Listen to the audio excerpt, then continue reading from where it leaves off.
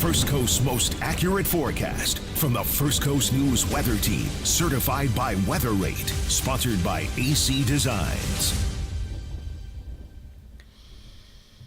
It is the day of remembrance here across the First Coast. We want to welcome you all in, but besides, remembering all of those who, gave and paid the ultimate sacrifice for their country, Tim, this weekend, this Memorial Day weekend, has been quite the steamy one. 90s, both days, really all 3 days, today, yesterday, Saturday. You look at the entirety of May here so far, only 4 days. Amazingly that consistent. We haven't been above average. Yeah. I'm glad you brought this up because my wife is from here, and she has a pretty good, grip of climatology. And we were talking about this morning, and I was talking about, the record month heat of May, and she'd heard me talking about it. She knew it was a topic, but she says, because so many of us think of as Memorial Day weekend as the unofficial beginning of summer, we tend to think, now that it's hot right now, that's how it always is. And I said I get it, and certainly the average high by the end of May is typically about, upper 80s, 88 degrees? Yeah, it's 88 right now. But we've been like that, if not hotter, all May long. And so I think even for locals, when they see that this, wouldn't you say it's almost a guarantee now it's going to be the hottest May ever? Oh, yeah, I think so. Well, here and I have updated this. Yeah, so it keeps going up. So this is our average high. This May, and this is where, if you look at May 1st to May 25th, so this includes yesterday, we're still in that top spot.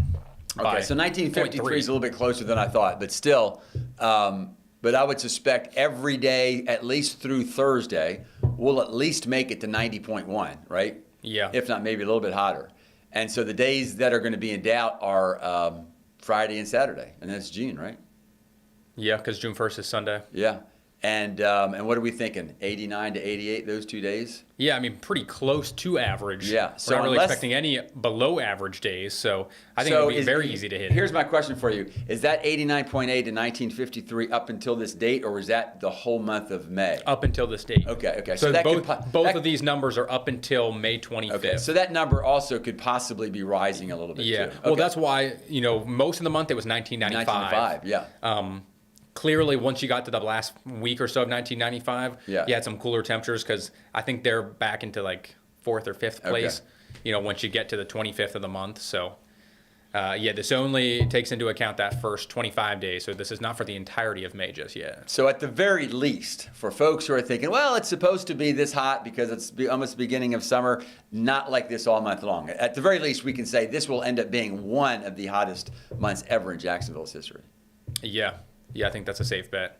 And I know a lot of people are already saying the summer's going to be terrible. Right. The heat's already started. Right. We have 3 or 4 more months of this. Right. They're dreading it to a certain extent.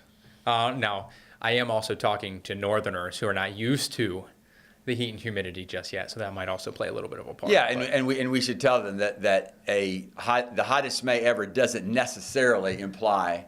But on the other hand, that kind of consistency, as you know, does warm up the ocean, does warm up the river, and so once those water temperatures get up high, at the very least, that does imply we're going to have once again some super high dew points for the summer. And some very high morning lows. Yeah, just because the stage is set. I can remember some Junes where, and there would be like cool pools that have gotten in here. It wasn't just because of weather, but some Junes to our surf temperatures for a couple weeks would only be like in the lower and middle 70s, and it would hop back up. Wow. But that would keep the dew points low, but not this year. Okay, so what about people who are going to be out and about this evening? What about thunderstorms? What do you think?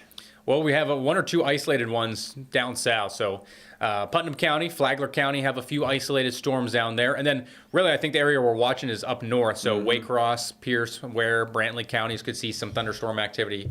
So the Okefenokee, northern part of the Suwannee, might be seeing some activity kind of swing in from the west here later on this evening. And then even into tomorrow, Tim, I think more of this could be on the way. Yeah, that's a pretty big event. That Arklatex event that really hasn't been moving a whole lot, at least a little more of its energy this time around, is going to eject east and then east-northeastward over the next 24, 36 hours. You can see that severe thunderstorm watch for kind of north of New Orleans, southern half of Mississippi.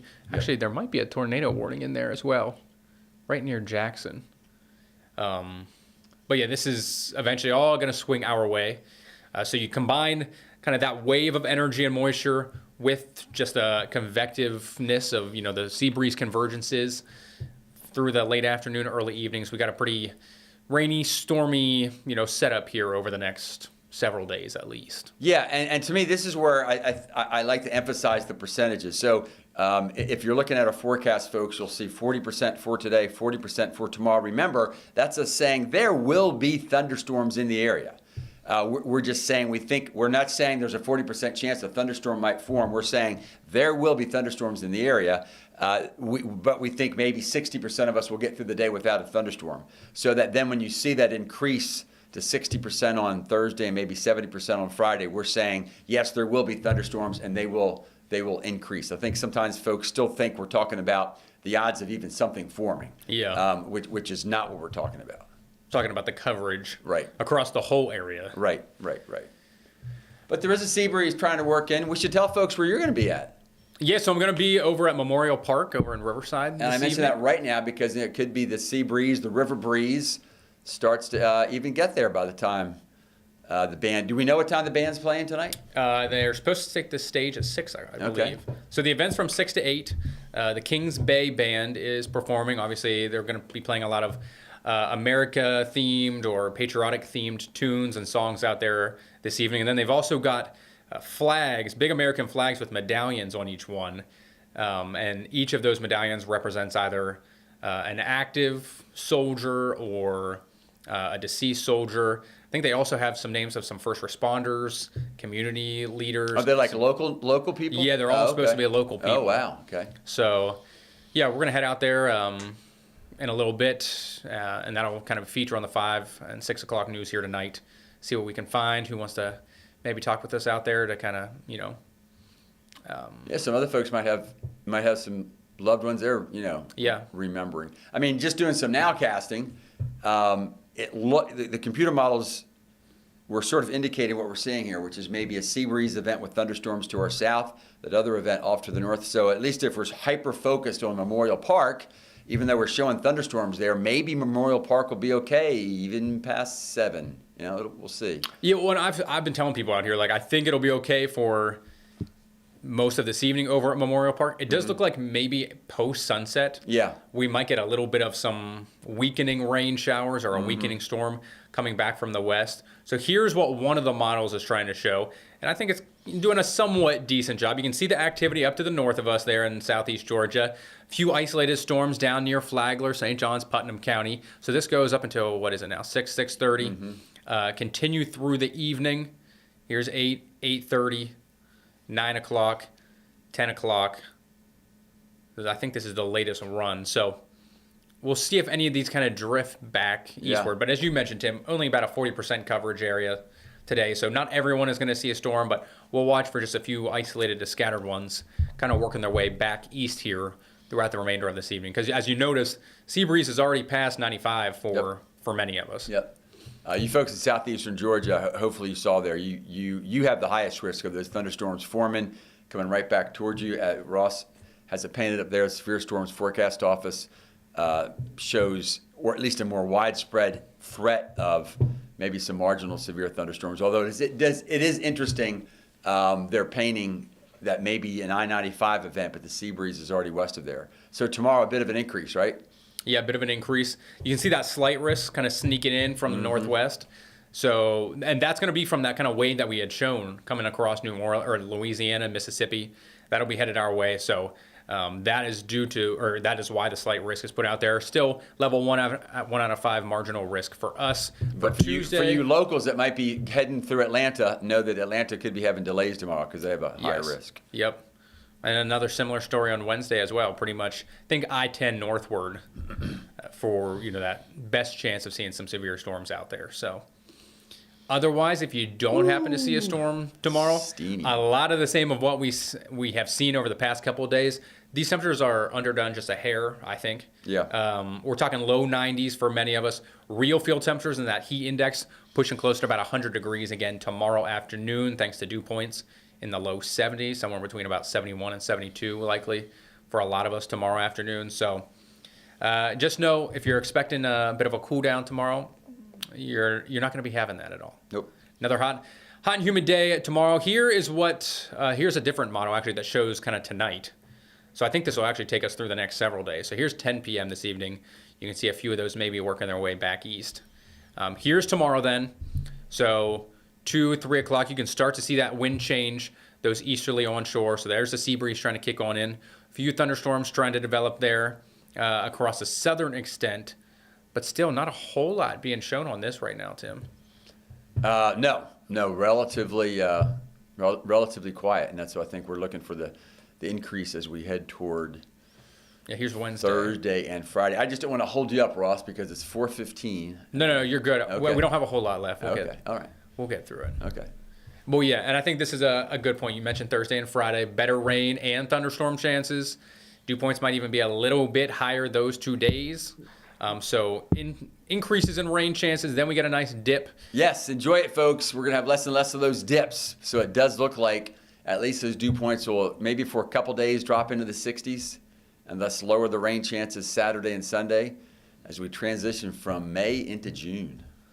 Your final May here, Tim. Last few days. My final week. I think I have week. 19 shows. And counting. Here comes the dry air.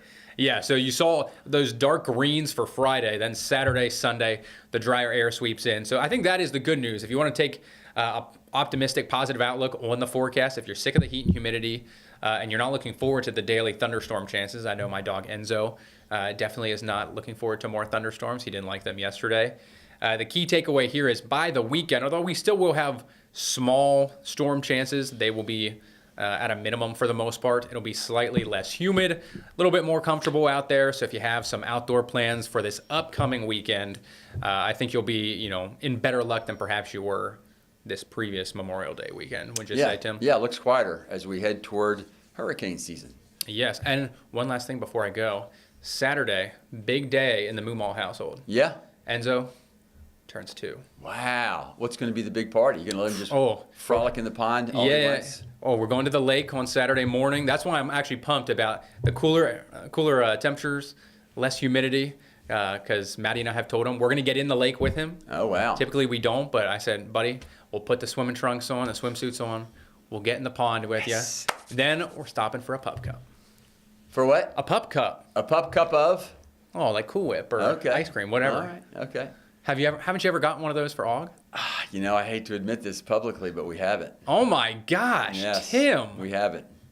And I thought Og was spoiled. Apparently not. Well, I thought he was too. I thought we've done all you could possibly do, but it sounds like there's yet more. There's still more to be done. There's more.